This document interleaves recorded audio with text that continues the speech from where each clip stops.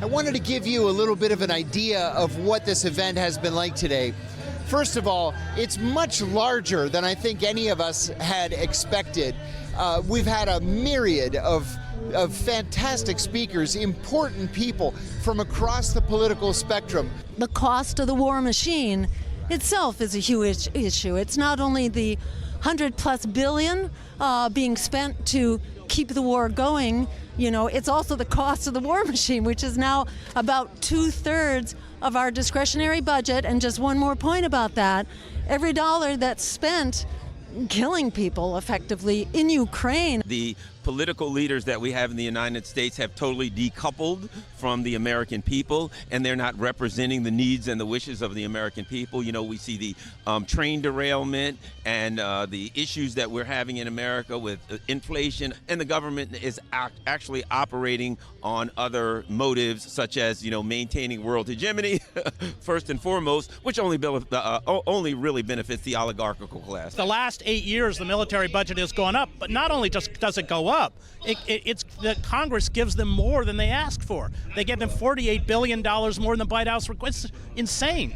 It's just one fiasco after another. And what's so frustrating here is that because the media, the corporate media, functions as an echo chamber, nothing is ever put in context. Nothing.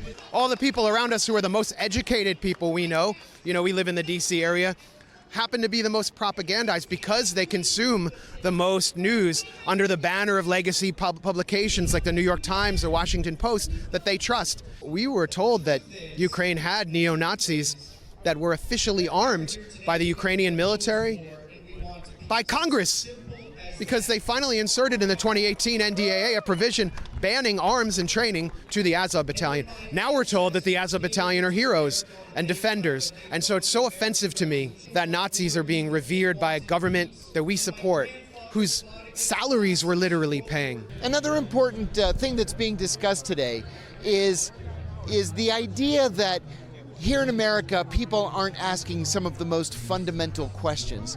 Why is there a NATO? Why do we need NATO? Why is there not a peace movement in Congress?